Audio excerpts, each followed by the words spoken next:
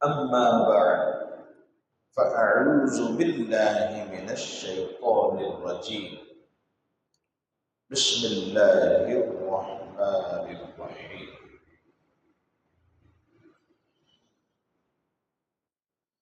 يا أيها الذين آمنوا استعينوا بالصبر والصلاة إن الله مع الصابرين ولا تقولوا لمن يقتل في سبيل الله أموات بل أحياء ولكن لا تشعرون صدق الله العظيم وصدق رسوله النبي الكريم الأمين ونحن على ذلك لمن الشاهدين والشاكرين والحمد لله رب العالمين بلغ العلا بكماله كشف الدجى بجماله حسنت جميع خصاله صلوا عليه وآله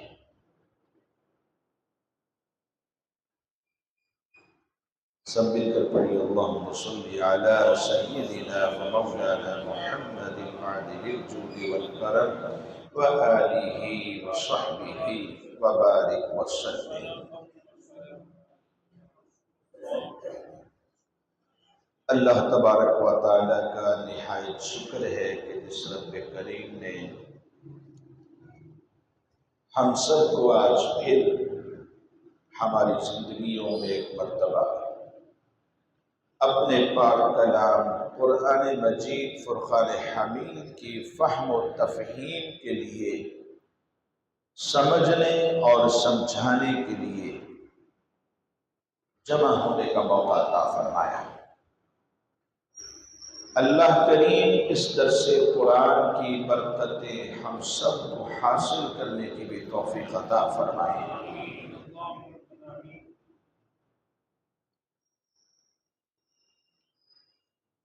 حاضرین محترم، یہ دنیا جو ہے یہ دار العمل ہے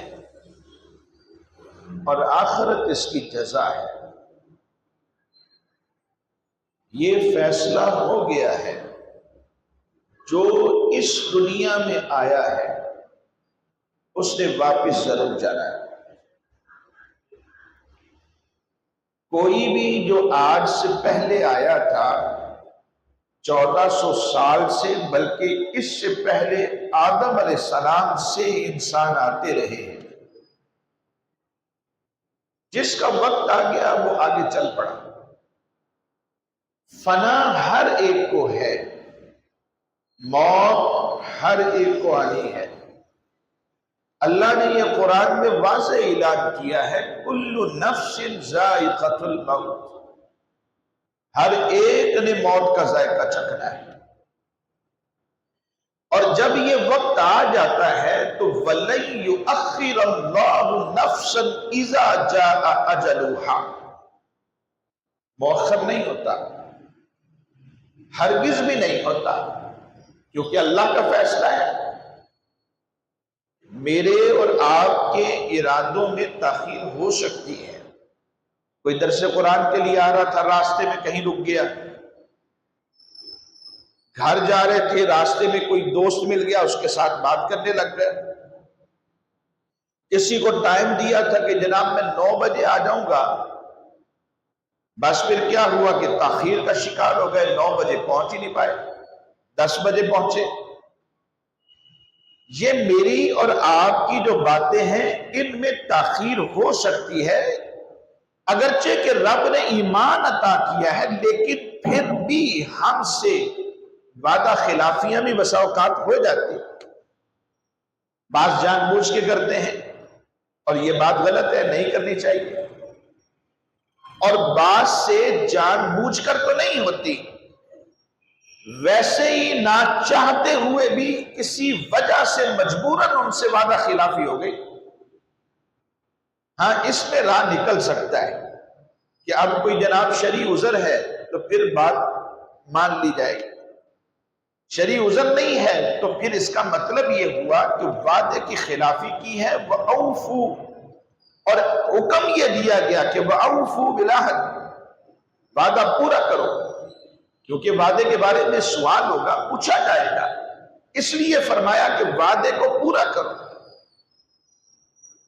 میری اور آپ کی ان باتوں میں تاخیر ہو سکتی ہے، لیکن جو رب کا فیصلہ ہے لا تبدیل لکلمات اللہ، وہ بدلتا نہیں ہے۔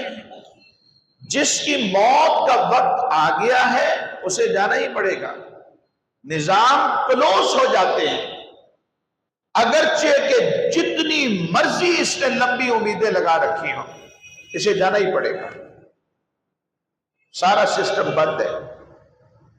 موت اٹل ہے، کل نفس ذائقۃ الموت، اگرچہ کہ لوگ اس کو اتنا پسند نہیں کرتے، لیکن جو رب سے محبت کرتے ہیں وہ اس سے نفرت نہیں کرتے، اسے ناگوار نہیں سمجھتے۔ ٹھیک ہے انسان کے معاملات میں زندگی اپنی جگہ پر ہے، لیکن ان کو یہ ہوتا ہے کہ موت حقیقت میں اللہ سے ملاقات ہے۔ جب رب سے ملاقات کے لیے بندہ مشتاق ہے تو وہ موت سے بیزار کیوں ہوگا؟ یہودی نصرانی، یہود و نصارہ، اہل کتاب یہ کہا کرتے تھے جی اسی تے بڑی اللہ دے نال محبت کرنے ہیں تے رب ساڈے نال محبت کرتا ہے۔ یہ بنی اسرائیل جو فلسطین کے اوپر یلغار کی ہے، چھوٹے چھوٹے بچوں کو مارا ہے، کبھی بچوں کو بھی کوئی مارتا ہے؟ کتوں کو تکلیف پہنچے، کانٹا چبھ جائے تو بڑے بڑے جناب ہاسپٹل بنے ہوئے ہیں، بل بلا اٹھتے ہیں، بھاگتے ہیں، گود میں اٹھاتے ہیں، سینے سے لگاتے ہیں، چومتے ہیں، چاٹتے ہیں، حالانکہ کتے کا جو تھوک ہے وہ ناپاک ہے، لیکن کوئی ایشو نہیں۔ جو جانوروں کے ساتھ اتنی محبت کرے، رب کے بنائے ہوئے اتنے خوبصورت انسان کے ساتھ وہ بغض کیسے رکھ سکتا ہے؟ ہرگز ایسا نہیں ہو سکتا۔ لیکن یہاں معاملہ کچھ اور ہے کہ جو اللہ کے دین سے دور ہے، جو رب کے قانون کو نہیں مانتا، وہ انسان کو کیا سمجھے؟ ابھی آپ کے ملک پاکستان میں بھارت یلغار کر رہا ہے، یہ جو ڈرون ہے فورس کے مطابق، خبروں کے مطابق، ان میں ایک تعداد ہے جو اسرائیل سے بنے ہوئے، یعنی اسرائیل ان کو دیکھ رہا ہے۔ اس کا مطلب کیا ہوا؟ بات وہی ہے جو روایتوں میں موجود ہے، الکفر ملت واحدہ،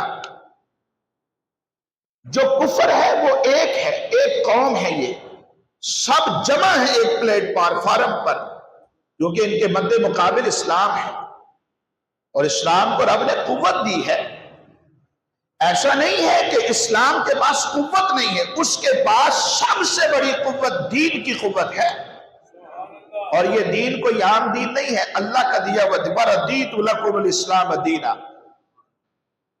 آج پوری دنیا حیران ہے کہ فرانس کے دیے ہوئے جہاز کیسے وہ بلاسٹ ہو گئے، کیسے ان کو مار دیا گیا، کیسے ان کو گرا دیا۔ پوری دنیا حیران ہے کہ پاکستان جو اتنی سی ریاست ہے، اس کے پاس ایسی کون سی چیزیں ہیں کہ وہ اتنے بڑے جہازوں کا مقابلہ کر سکتے ہیں؟ ورقائے حیرت ہے، ورقائے حیرت ہے، وہ حیرت میں پڑے ہوئے۔ لیکن اصل کیا ہے؟ ایمان کی قوت ہوتی ہے۔ وَرَضِيتُ لَكُمُ الْإِسْلَامَ۔ دیکھیں جو بندہ جہاز میں بیٹھا ہوا ہے، وہ جہاز کو چلا رہا ہے اور بڑے مان کے ساتھ چلا رہا ہے، طاقت تو اس کے پاس ہے، لیکن رب کا دین کہتا ہے کہ طاقت دین کے پاس ہے۔ جنگ موتا تھی، جنگ موتا، صحابہ کتنے تھے؟ 3000۔ کتنے تھے؟ 3000، 1000، 2000، 3000۔ کتنے تھے؟ جنگ موتا، یہ ایک مقام تھا موتا، جسے آج کا اردن کہتے ہیں۔ یہ رومی ریاست تھی، اردن رومی ریاست۔ حضور نبی علیہ السلام نے ایک لشکر بنایا جس میں زید بن حارثہ بھی تھے، عبداللہ بن رواحہ بھی تھے، جعفر تیار بھی تھے، خالد بن ولید بھی تھے، اور بڑے بڑے جید صحابہ، اور نگران سپہ سالار زید بن حارثہ جو غلام تھے ان کو بنا دیا۔ اور کسی نے یہ نہیں کہا کہ حضور عہد غلام نے اسی آزاد، انہوں نے فوراً مان لیا کہ ان کو امیر مصطفیٰ نے بنایا ہے۔ کسی نے انکار نہیں کیا، کسی نے شکوہ نہیں کیا، کسی نے شکایت نہیں کی، ان کی پیروی کی۔ اچھا، پھر حضور نے فرمایا کہ جب زید شہید ہو جائے تو جھنڈا جو ہے جعفر تیار کے پاس ہوگا، جعفر تیار نہ رہے تو عبداللہ بن رواحہ کے پاس ہوگا، بس اتنا۔ جنگ کے لیے گئے، کتنے لوگ تھے؟ 3000۔ اور رومیوں کا جو لشکر جنگ موتا کے مقام پر ان کے سامنے تھا 2 لاکھ۔ 3000 اور 2 لاکھ کا کوئی مقابلہ ہے؟ جیسے نیوز یہ کہہ رہی تھی کہ جو پاکستان کے جہاز تھوڑے تھے، ان کے 70-80 تھے، 1 گھنٹے تک فائٹ ہوتی رہی، 1 گھنٹے تک فائٹ۔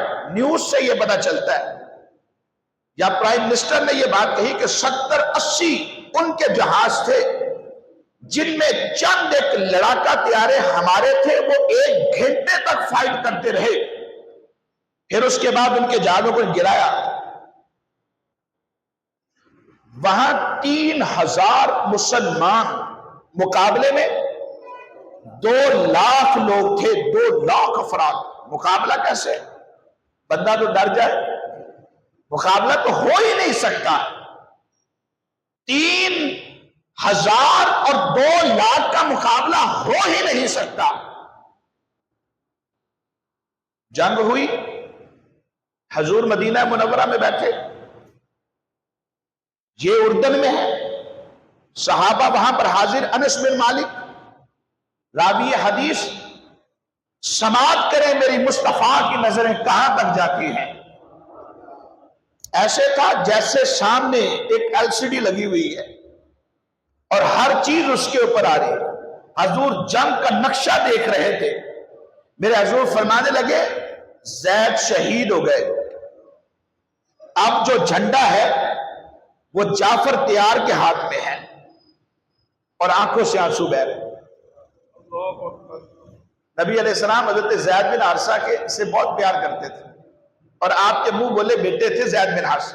پورے قرآن میں نام لے کر کسی صحابی کا ذکر نہیں ہے سوائے زید بن حارثہ کے۔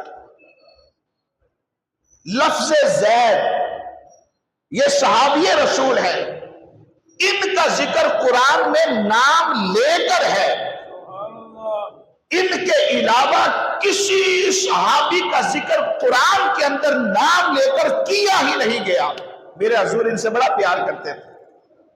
اسامہ بن زید بن حارثہ، حضرت زید شہید ہو گئے، آنکھوں سے آنسو بہہ رہے۔ حضور فرمانے لگے اب جھنڈا جعفر تیار کے ہاتھ میں ہے، وہ شہید ہو گئے، تو حضور نے فرمایا وہ شہید ہو گئے، اب جھنڈا عبداللہ بن رواحہ کے ہاتھ میں ہے۔ وہی ترتیب جو حضور نے سپہ سالاری دی تھی۔ حضور فرمانے لگے کہ عبداللہ بن رواحہ بھی شہید ہو گئے، اب جو جھنڈا ہے وہ سیف من سیوف اللہ، اللہ کی تلواروں میں سے ایک تلوار کے ہاتھ میں ہے، اور وہ خالد بن ولید تھے۔ اور خالد بن ولید کو کبھی شکست ہوئی نہیں تھی، وہ جس بھی میدان میں جاتے تھے انہیں فتح ملا کرتے تھے، وہ ہارتے نہیں تھے۔ خالد بن ولید، حضور دیکھ رہے، بیان کر رہے، بندے 3000 ادھر 2 لاکھ۔ حضور فرمانے لگے رب نے خالد بن ولید کے ہاتھ میں مسلمانوں کو فتح عطا کر دی۔ یہ کیا ہے؟ یہ کیا ہے؟ ایمانی طاقت وہ حلقہ یاراں تو اب ریشم کی طرح نرم، آپس میں جب ملتے جی جناب کیسے آپ، ٹھیک ٹھاک ماشاءاللہ، طبیعت ٹھیک، گھر بار ٹھیک، بچے ٹھیک، بڑے پیار سے جیسے بڑی عاجزی کا اظہار کرتے ہیں. لیکن جب بات حق اور باطل کی آتی، رزق میں حق و باطل ہو، ڈاکٹر اقبال نے کہا وہ حلقہ یاراں تو اب ریشم کی طرح نرم، رزق میں حق و باطل ہو، حق اور باطل کا جب میدان سج جاتا ہے تو فولاد ہے مومن. یہ مومن پھر جان کی پرواہ نہیں کرتا، اسے پتا ہے کہ موت حقیقت میں اللہ سے ملاقات ہے. تو میں بات کر رہا تھا، یہودی یہ کہا کرتے تھے جی اسی تے اللہ دے بڑے پیارے ہیں، رب سادنا بہت پیار کرتا ہے. اللہ نے فرمایا محبوب ان سے ذرا کہیں تو صحیح، اگر تم رب سے پیار کرتے ہو تو موت کی تو ذرا تمنا کرو، کہو نا یا اللہ ہمیں موت دے دے، موت کی ذرا تمنا تو کرو. پھر تم موت سے بھاگتے کیوں ہو؟ اللہ فرماتا وَلَا يَتَمَنَّوْنَهُ أَبَدًا، کبھی نہیں کریں گے، کیونکہ رب تو جانتا ہے، اس نے ہی پیدا کیا ہے نا. دیکھیں یہ ایک موبائل ہے، یہ ایک پروڈکٹ ہے، اس پروڈکٹ کو جس نے بنایا ہے وہ اس کے کونے کھانچے کو جانتا ہے، جانتا ہوگا کہ نہیں؟ آپ میں سے کئی حضرات اپنا کاروبار کرتے ہیں، کیا پتا کہ آپ کے ہاتھ میں ایسا ہنر بھی ہو کہ آپ چیز جان جاتے ہیں، آواز سن کے، ساؤنڈ سن کے جی اے انجن وہاں مسئلہ ہے اور وہی نکل آتا ہے. آپ کی گاڑی کو فلاں مسئلہ ہے، وہی نکل آتا ہے. یہ آئیڈیے ہوتے ہیں انسان کے آئیڈیے، کیونکہ وہ روز اس کو کھولتا ہے، روز اس کو دیکھتا ہے. میں اور آپ انسان ہم کوئی پروڈکٹ بنائیں، تیار کریں تو ہمیں اس کی ہر چیز کا پتہ ہوتا ہے. تو جس رب نے ہمیں پیدا کیا ہے کیا وہ ہمیں نہیں جانتا؟ بے شک کہ وہ جانتا ہے. ان اللہ علیم خبیر، ان اللہ علیم خبیر، بے شک وہ جاننے والا ہے، وہ خبر رکھنے والا ہے، اس میں ڈاؤٹ کو گنجائش ہی نہیں ہے. یہ قرآن کی لاریب باتوں میں سے ایک بات ہے، بلکہ ابھی جو میرے دل میں ہے آپ کو نہیں پتا، اچانک آیا، رب اس کو بھی جانتا ہے. واللہ علیم بذات الصدور، اللہ فرماتے ہیں محبوب وَلَا يَتَمَنَّوْنَهُ أَبَدًا بِمَا قَدَّمَتْ أَيْدِيهِمْ. ڈارونو ہوتا ہے جنہیں اب اللہ کیتے ہو. دیکھو نا بچہ صبح اٹھتا ہے، اسکول جاتا ہے، جب واپسی آتا ہے تو چہرے پہ مسکراہٹ رہتی ہے. استادہ نے سبق پوچھا، سبق سناتا، انہوں نے کیا گھر دا کام دکھاؤ، وہ بھی دکھاتا، ہر چیز پوری ہے. وہ بچہ ڈرتا نہیں ہے. اسکول کون نہیں جاتا؟ کام نہیں کیتا، استادہ نے مارنا ہے. سبق ہی یاد نہیں ہے، استاد سب کے سامنے ہٹ کریں گے. جب یاد ہی نہیں ہے تو پھر ڈر ہے، اور سکول نہیں جاتے، مدرسے نہیں جاتے، اس لیے کہ مجھے وہاں سزا ملے گی، مجھے دیگر بچوں کے سامنے کھڑا کیا جائے گا، میری انسلٹ ہوگی، اس لیے نہیں جاتے. اللہ فرماتا بما قدمت ایدیہم، اے جڑے انہاں دے کرتوت ہے نا، جڑے اگے بھیجے نے بدعمالیاں، ان کی وجہ سے یہ موت کی تمنا کبھی نہیں کریں گے. اگر عمل اچھے ہوتے تو موت کی تمنا کرتے، اور موت تو اٹل ہے، ڈیفینیٹ کیا آئے گی، ہر ایک کو آئے گی. جو اس دنیا میں تھا، ہمارے آباء و اجداد چلے گئے، ہر ایک کو آئے گی. اس لیے یہ ذہن میں رکھنا ضروری ہے کہ موت آئے گی. اچھی حالت میں آئے تو کیا بات ہے. اور یہی موت شہید کو بھی آتی ہے، شہید کو بھی آتی ہے، ایک عام انسان کو بھی آتی. اللہ کے نبی بھی گئے، کل نفس ذائقۃ الموت. اگرچہ کہ نبیوں کی جو موت ہے وہ صرف ایک آن کے لیے، ایک وقت کے جسٹ ایک آن کے لیے، پھر ہمیشہ کے لیے انہیں زندگی مل جاتی ہے۔ ان اللہ حرم علی الارض ان تأکل اجساد الانبیاء، بے شک رب نے زمین پر نبیوں کے جسموں کو کھانا حرام کر دیا ہے، اس لیے نبی اللہ حی یرزق، حدیث میں فرمایا اللہ کا نبی زندہ ہے، اسے رزق بھی دیا جاتا ہے۔ تو نبی زندہ ہے، جن کو رب زندگی عطا فرمائے اس کی مرضی ہے۔ موت ہر ایک کو آتی ہے، انبیاء کو، اولیاء کو، صلحاء کو، شہداء کو، اور جو شہید کی موت ہے وہ آسان نہیں ہوتی۔ آج کے دور میں تو بات کلکنگ کے اوپر ہے، کلک، گھر بیٹھے کمپیوٹر سامنے بٹن ہی دبانا ہے اور بلاسٹ ہو جانا ہے۔ ڈرون جا رہے ہیں جی، 1000 کلومیٹر دور بیٹھ کے اسے کنٹرول کیا جا رہا ہے جی، وہ 35,000 فٹ کی بلندی پہ چلے جاتا ہے، اس جگہ سے اٹھ کر 35,000 فٹ کی بلندی پر، اور مزید آگے 1000 کلومیٹر تک سفر کر سکتا ہے۔ انسان کی بنائی ہوئی پروڈکٹ ہے، اس میں اتنی طاقت ہے جی، نظر ہی کسی کو نہیں آتا، وہ نظر ہی کسی کو اگر نظر آ جائے تو اسے مارنے میں پریشانی ہے، وہ کہیں نہ کہیں گرے گا یا اس کو گولی سے مارنا پڑے گا، اس کا مقابلہ کسی اور انداز میں کیا جاتا ہے۔ یہ انسان کی بنائی ہوئی پروڈکٹ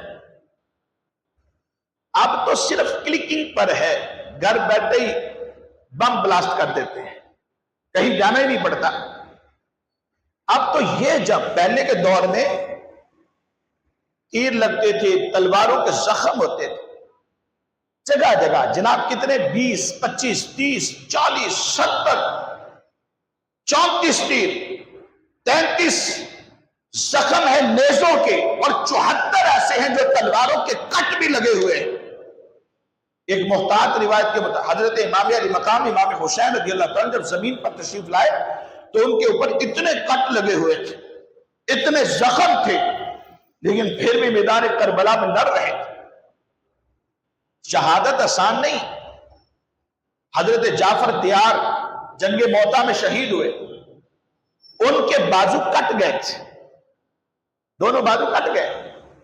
میرے حضور ایک مرتبہ تشریف فرما تھے تو لوگوں سے کہنے لگے، میں نے ابھی جعفر تیار کو دیکھا، جنت میں تھے، فرشتوں کے ساتھ پرواز کر رہے تھے، رب نے ان کے ہاتھوں کی جگہ انہیں پر عطا فرما دیے تھے۔ ہاتھوں کی جگہ پر ہے، صرف ایک کٹ لگ جائے، کبھی کبھار کوئی شربت بنانا پڑ جائے یا نیمبو نچوڑنا پڑ جائے، اس کے لیے چھری سے یوں کٹ لگاتے ہیں، اچانک چھری پھر گئی، کتنی تکلیف ہوتی، 2 دن تک جلن ہوتی، پانی لگتا ہے جلن ہوتی ہے۔ کوئی جلنے والی چیز لگتی ہے، مرچ والی چیز لگتی ہے تو جلن ہوتی، ہلکا سا کٹ ہے، اور میدان جہاد میں کٹ ہلکے نہیں ہوتے تھے، فوراً جسم کاٹ دیا، کہیں نیزہ کھب گیا، اندر کھب گیا، پیٹ میں کھب گیا، بہت سارے کٹ لگتے تھے، یہ آسان موت نہیں ہوتی تھی۔ لیکن حدیث کہتی ہے یہ تو ہمیں لگ رہا ہے کہ انہیں تکلیف ہوتی تھی، لیکن انہیں تکلیف نہیں ہوتی تھی۔ شہید کو تکلیف کیوں نہیں ہوتی تھی؟ حدیث میں فرمایا، نسائی شریف کی حدیث مبارک ہے، فرمایا الشہید لا یجد مس القتل الا کما یجد احدکم القرصۃ یقرصها۔ حضور نبی علیہ السلام نے فرمایا، ایک مثال دیا آپ نے، چونٹی کاٹ لے تو کتنی تکلیف ہوتی، یہ جو بری سی نہیں ہوتی زمین پہ چلتی چھوٹی چھوٹی چونٹیاں، بس اوقات نظر بھی نہیں آتی، بڑے غور سے دیکھنا پڑتا ہے، یہ والی چونٹی کی بات کر رہا ہوں، زہریلی نہیں ہوتی، بس ہلکی سی کاٹتی ہے، تھوڑی دیر کے لیے خارش ہوتی، جیسے مچھر نے کاٹا، پھر اس کے بعد دوبارہ بندہ روٹین میں آ جاتا ہے، ہلکی سی خارش کا بھی روٹین میں آ گیا۔ ممکن ہے دن میں بعض لوگوں کو روزانہ لڑتی ہوں، فرمایا جتنا درد، جتنی تکلیف ایک چونٹی کے کاٹنے سے ہوتی ہے، شہید کو جب قتل کیا جاتا ہے تو جسٹ اتنی ہی تکلیف اسے ہوتی، اسے تکلیف نہیں ہوتی۔ یہ مجھے اور آپ کو لگ رہا ہوتا ہے کہ اس کے جناب ضربیں لگ رہی ہیں اور آج کے دور میں گولیاں برسائی جا رہی ہیں، کبھی ٹانگ پہ کبھی ہاتھ میں، فرمایا اسے ذرا سی تکلیف ہوتی، ذرا سی تکلیف، اس کے بعد دوبارہ وہ اپنی نارمل حالت میں آ جاتا ہے، یعنی پھر اس کے لیے آرام ہی آرام ہے، رب اسے جنتوں کی راحت عطا فرما دیتا ہے، کیونکہ اس کے سامنے اللہ کی دی ہوئی نعمتیں ہیں، اس کی بتائی ہوئی نعمتیں۔ حضور تشریف فرما تھے، فرمانے لگے میں نے ابھی دیکھا اپنے چچا امیر حمزہ کو، وہ جنت میں بیٹھے ہوئے تھے، بڑے خوش تھے، فرشتے ان کے پاس ہیں اور وہ یوں کر کے تکیہ لگائے ہوئے تھے اور آرام سے بیٹھے ہوئے تھے، حالانکہ آپ کے بھی ٹکڑے کیے گئے، آپ کے لاش مبارک کو روندا گیا، روایتوں کے اندر یہ بات موجود ہے، آپ کو بھی تکلیف دی گئی، پھر آپ شہادت کے رتبے میں فائز ہوئے، یعنی شہید ہو گئے، اور جو شہید ہے اگرچہ کہ اسے تکلیف تو ہو رہی ہے لیکن جسٹ کتنی، اتنی کہ جتنی ایک چونٹی کے کاٹنے سے ہوتی ہے، پھر اس کے بعد رب کریم اس کو راحت عطا فرماتا ہے۔ جب جنگ بدر ہوئی تو جنگ بدر میں 14 صحابہ شہید ہوئے تھے، اور جنگ بدر کا بھی مارکہ دیکھیں کیا مارکہ تھا، 1000 کفار اور 313 مسلمان، یہ کوئی مقابلہ، لیکن ایمان کی طاقت تھی، ان کے پاس اسلحہ بھی ہے، جیسے آج کہتے ہیں جناب کافروں کے پاس اسلحہ بڑا ہے، اب انڈیا کے پاس جو کم اسلحہ ہے، بھارت کے پاس بڑا اسلحہ ہے، اب فرانس سے وہ جہاز خریدے جو کسی کو نظر ہی نہ آئے، رافیل جو کسی کو نظر ہی نہ آئے اور اسے کوئی مار ہی نہیں گرا سکتا، اتنا بڑا دعویٰ۔ اب پوری دنیا پریشان ہے کہ پاکستان کے پاس وہ کون سی ٹیکنالوجی ہے کہ جو رافیل کا مقابلہ کر سکتی ہے، کون سی ٹیکنالوجی ہے، پریشان پڑے۔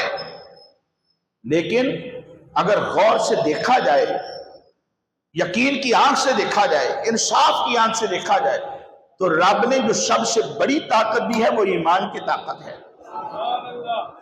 313 مسلمان، صرف 313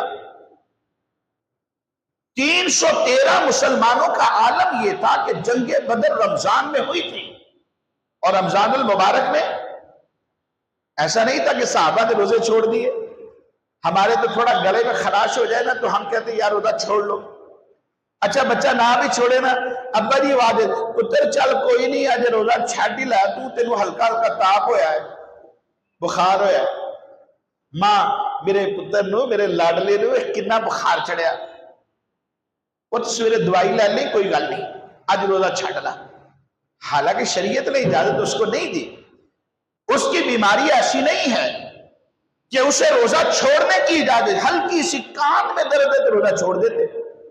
یہ مارکا تھا، سامنے دشمن ہے، 1000 کا لشکر ہے، ان کے پاس سواریاں بھی ہیں، ان کے پاس ساز و سامان بھی ہے، ان کے پاس کھانے کی چیزیں بھی ہیں، اشیاء خورد و نوش ہے، ہر چیز وافر مقدار میں موجود ہے، اور ادھر 313 مسلمان رمضان المبارک وہ کھا پی رہے ہیں، انہیں روزے کی فکر ہی نہیں ہے، اور ان کو روزے کی بھی فکر ہے، ان کے پاس کھانے کے لیے بھی کچھ نہیں ہے، سحری اور افطاری میں کھجور چوس کر روزہ رکھتے ہیں اور افطار بھی کھجور چوس کر کرتے ہیں، یہ 313 نہتے مسلمان رب نے فتح عطا فرما دی۔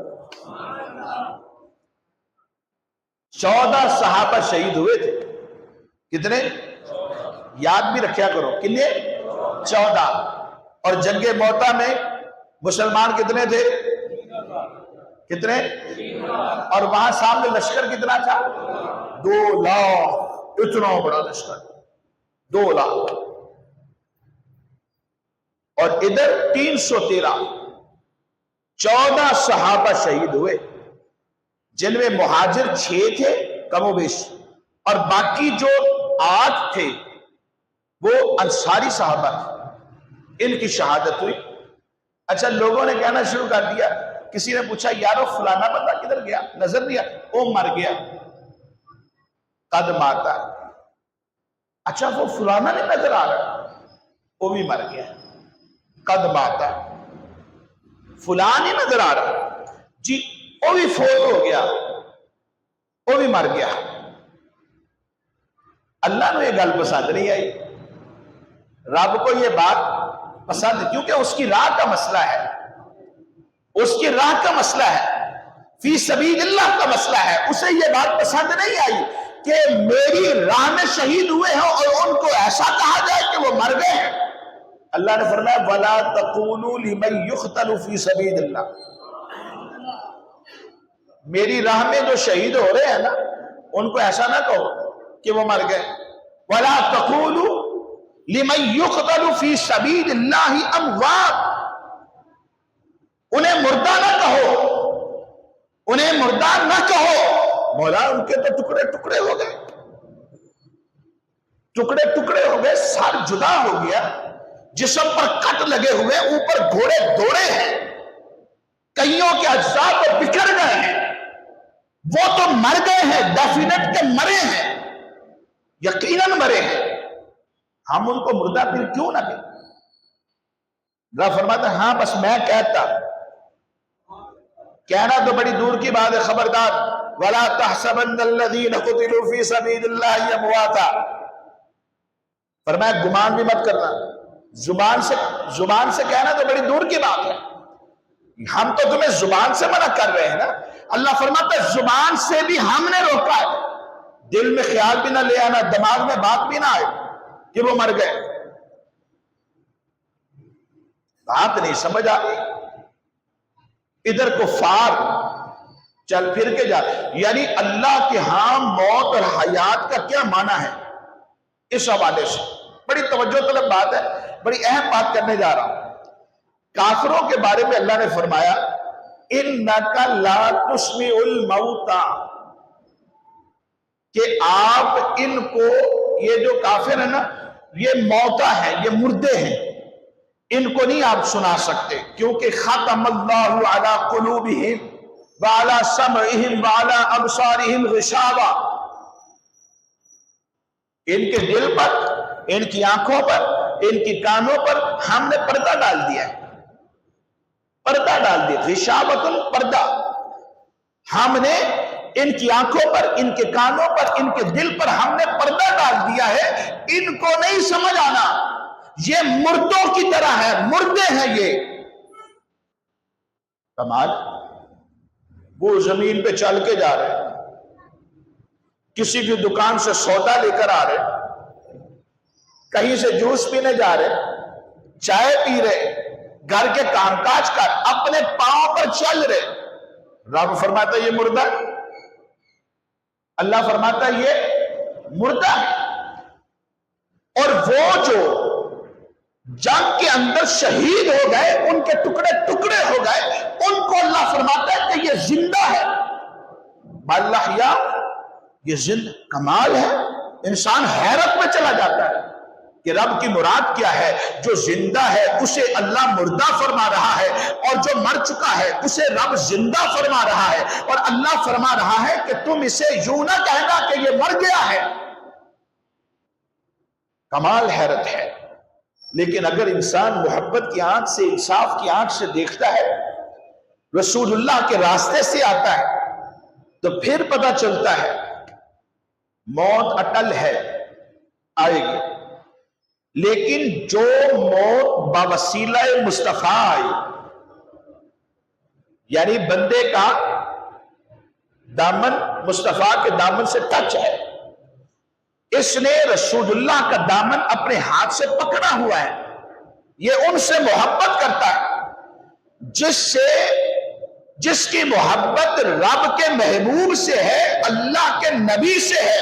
جب اس کو راہ خدا میں موت آئے گی تو وہ زندہ ہے، اور جس نے رب کے نبی کو نہ مانا وہ اگرچہ زندہ ہے لیکن پھر بھی رب کے نزدیک وہ مردہ ہے۔ یہ ہے تعلق انسان کا۔ یہاں پر ایک بات میں اور بھی آپ کو بتاؤں، اگر ہم ان کو مردہ نہ کہیں تو پھر کیا کہیں؟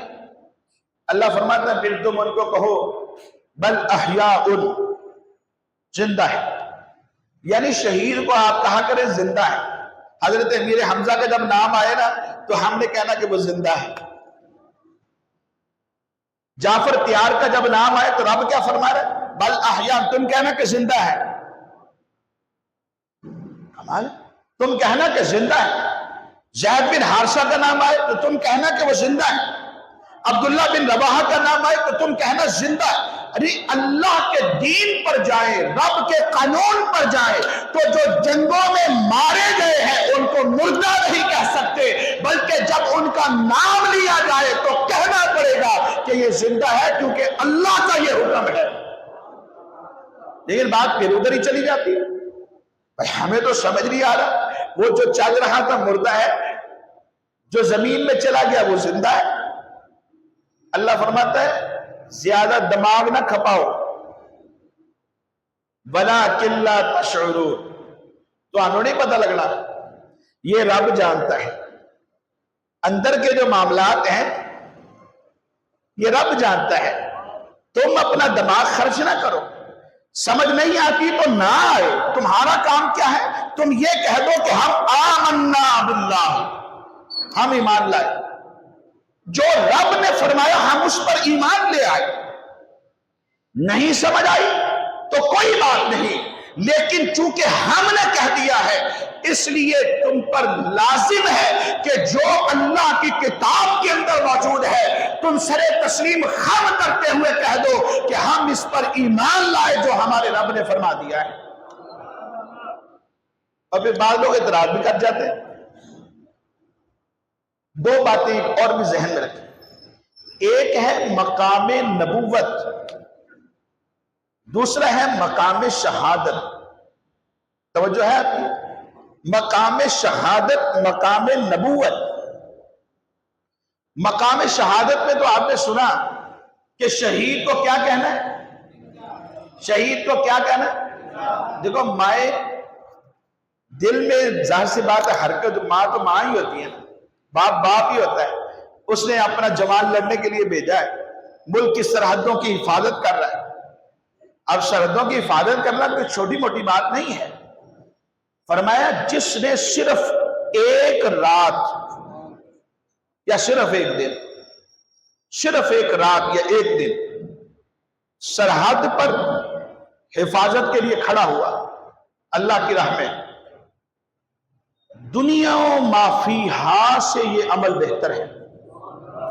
دنیا میں کتنی پیاری پیاری چیزیں، بڑی بڑی بلڈنگیں بندے کے ملکیت میں ہوں، اور بڑی بڑی گاڑیاں جناب ہیول میں جا رہے صاحب، کتنی پیاری لگتی گاڑی، لینڈ کروزر میں جا رہے جناب، کروزر میں بیٹھے لاکھوں روپے کی کروڑوں روپے کی گاڑیاں، بڑے بڑے بنگلے، بڑی بڑی پیاری چیزیں، بڑے بڑے خوبصورت گھر۔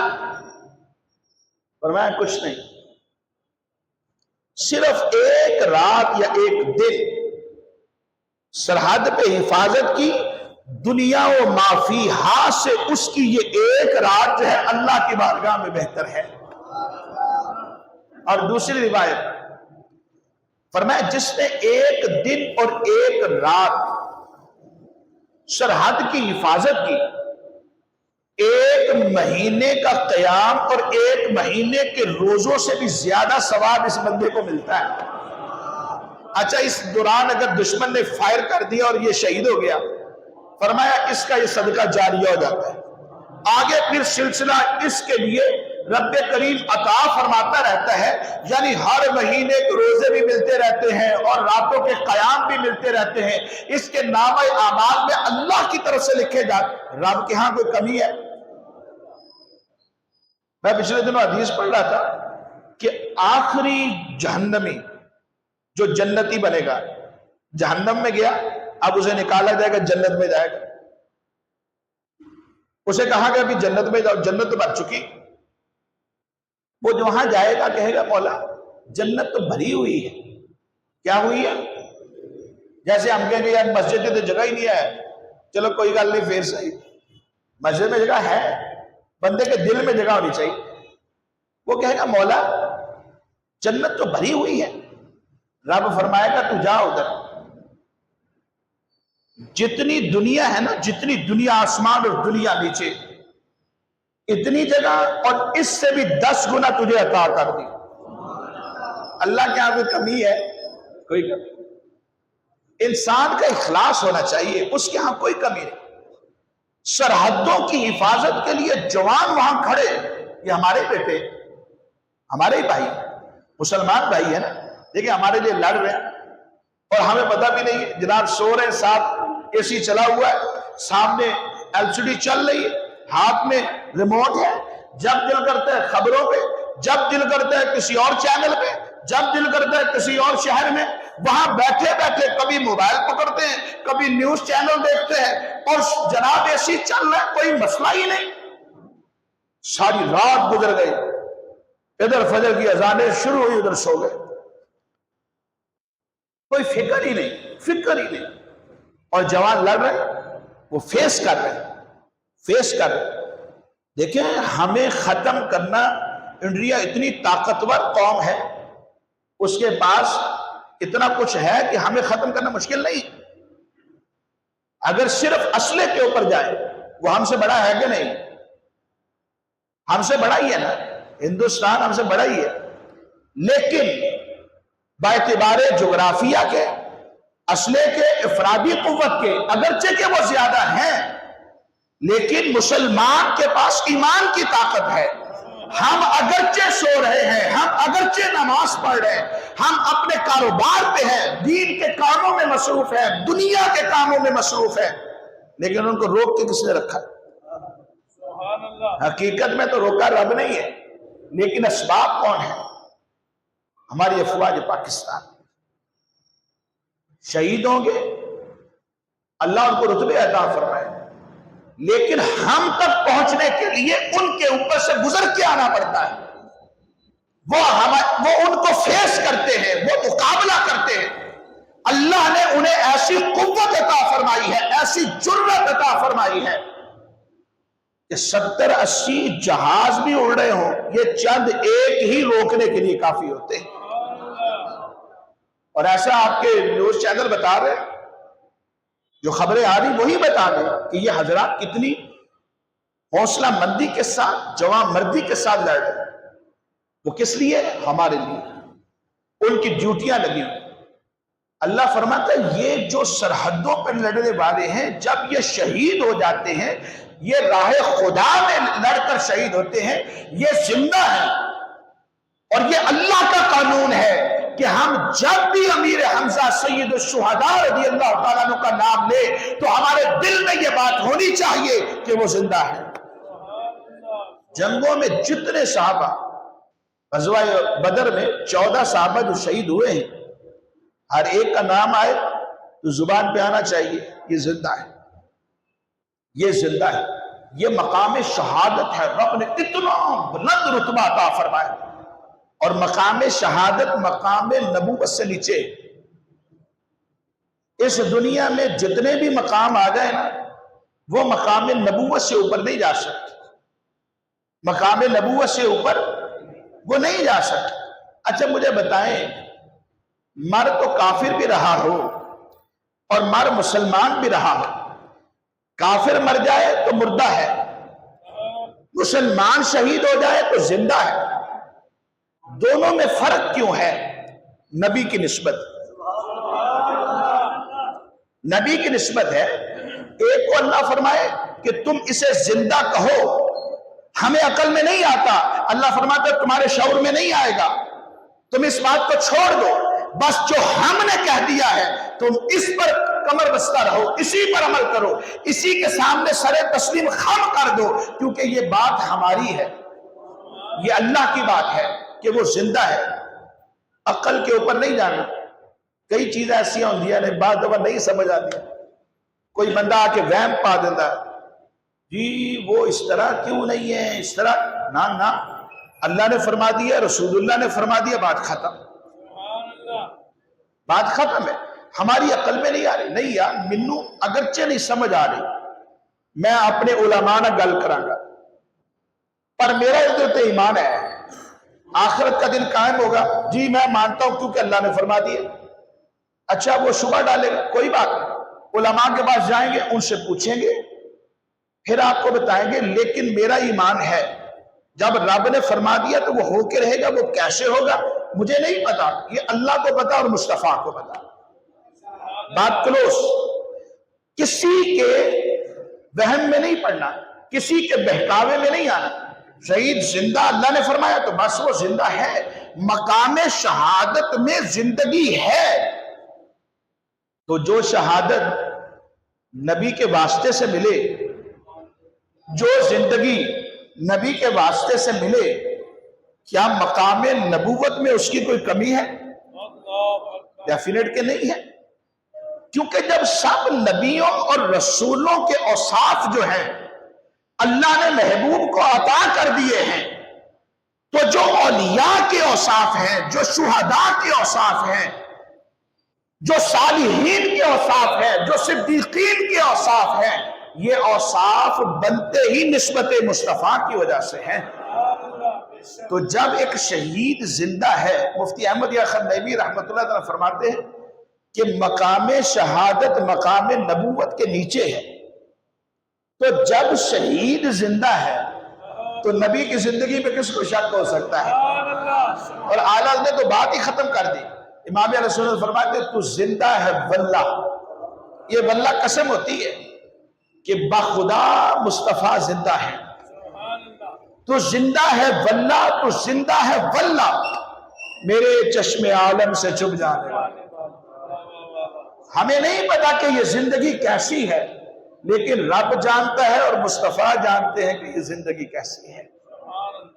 اس لیے اللہ نے فرمایا وَلَا تَقُولُوا لِمَنْ يُقْتَلُ فِي سَبِيلِ اللَّهِ أَمْوَاتٌ بَلْ أَحْيَاءٌ عِنْدَ رَبِّهِمْ بَلْ أَحْيَاءٌ وَلَكِنْ لَا تَشْعُرُونَ۔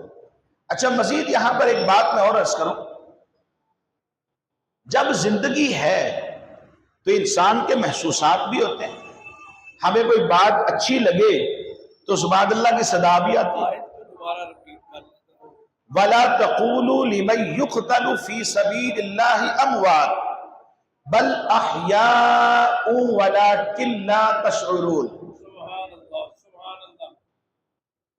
تو محسوسات بھی ہوتے، کوئی بات اچھی لگتی ہے تو ہم کہتے ہیں سبحان اللہ سبحان اللہ، چہرے پہ مسکراہٹ بھی ہوتی ہے، اور حضور کی بات آ جائے تو چہرے ویسے کھل جاتے ہیں، وجود ویسے کھل جاتے ہیں، اور یہ خوشی ہی ہوتی ہے اور یہ مسرت ہی ہوتی ہے کہ جو انسان سے وہ الفاظ نکلواتی ہے کہ جو خوشی پر دلالت کرتی۔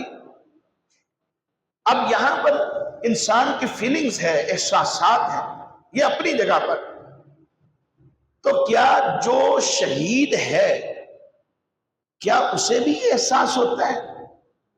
کیا وہ بھی خوش ہوتا ہے؟ اللہ تعالیٰ فرماتا ہے فَرِحِينَ بِمَا آتَاهُمُ اللَّهُ مِنْ فَضْلِهِ، فرحین فرحت سے ہے، یہ خوش ہوتے ہیں، فَرِحِينَ بِمَا آتَاهُمُ اللَّهُ مِنْ فَضْلِهِ، اس پر یہ خوش ہوتے ہیں جو رب نے اپنے فضل سے ان کو عطا فرمایا ہے، اور ہر چیز اللہ کے فضل سے ہے، یہ بات ذہن میں رکھیے گا، اللہ کے فضل اور اس کی رحمت سے۔ ہم اپنے عمل پر ناز نہیں کر سکتے۔ کوئی کہے جناب میں تے الحمدللہ نماز پڑھا ہے، وہ قبول ہی قبول ہے، ہو سکتا ہے کہ کوئی ایسا عمل کیا ہو جس کی وجہ سے قبول نہ ہوئی ہو۔ امید ہونی چاہیے اللہ سے، لیکن خوف بھی ہونا چاہیے۔ حدیث میں فرمایا خوف اور امید کے درمیان میں رہو، اور شارحین حدیث نے فرمایا، علامہ نووی شافعی رحمۃ اللہ تعالیٰ علیہ نے یہ بات فرمائی، آپ نے فرمایا امید اور خوف کے درمیان کا جو راستہ ہے یہ ایمان ہے۔ خوف اور امید اس کے درمیان میں رہنا چاہیے۔ جب انسان امید رکھ لیتا ہے بس اوقات عمل چھوڑ دیتا ہے کہ جی کوئی گل نہیں، کئی بندے تو ملے ہونے، اسی تے اللہ دے بندے حضور دے غلام ہاں، کوئی گل نہیں انہوں نے بخش دینا، سفارش کر دینی انہوں نے، رب نے بخش دینا۔ لیکن عمل ضروری ہے۔ امام حسن بصری رحمۃ اللہ فرماتے ہیں کہ بخشش کے لیے عمل ضروری ہے، اس کو وسیلہ بناؤ۔ ٹھیک ہے، ہم نے جانا اللہ کے فضل سے ہی، لیکن سزا بد عملیوں کی وجہ سے جہنم میں جانا پڑے گا، سزا بھگتیں گے، پھر اس کے بعد ایمان اگر سلامت ہے تو پھر جنت میں جائیں۔ اور یہ کسی کو نہیں پتا کہ ایمان سلامت لے کر بھی میں جاؤں گا یا نہیں جاؤں گا، بے شمار واقعات ہیں لیکن وقت نہیں ہے۔ ایمان کی فکر رکھنا بہت ضروری ہے۔ خوف اور امید ان دونوں کے درمیان میں رہیں گے تو خوشحال رہیں گے، سلامت رہیں گے، ایمان والے رہیں گے۔ جو خوف رکھتا ہے وہ اللہ سے امید کو ترک کر دیتا ہے، جبکہ قرآن میں حکم ہے لا تقنطوا من رحمت اللہ۔ اور جو امید رکھتا ہے اور خوف کو ترک کر دیتا ہے وہ عمل چھوڑ دیتا ہے، جبکہ عملوں کی بھی ضرورت ہے۔ حضرت امام حسن بصری رحمۃ اللہ تعالی فرماتے ہیں کہ کل قیامت کے روز اللہ فرمائے گا جاؤ میرے فضل سے جنت میں چلے جاؤ، اور اپنے عملوں کی بقدر جتنے جتنے عمل ہیں، جنت کی جو نعمتیں ہیں، میری جو رحمت ہے اسے تقسیم کر دو۔ جنت میں جو تقسیمات ہیں وہ عمل کی وجہ سے، اور جو جنت میں جانا ہے وہ اللہ کے فضل کی وجہ سے۔ انسان کو پتہ ہی نہیں۔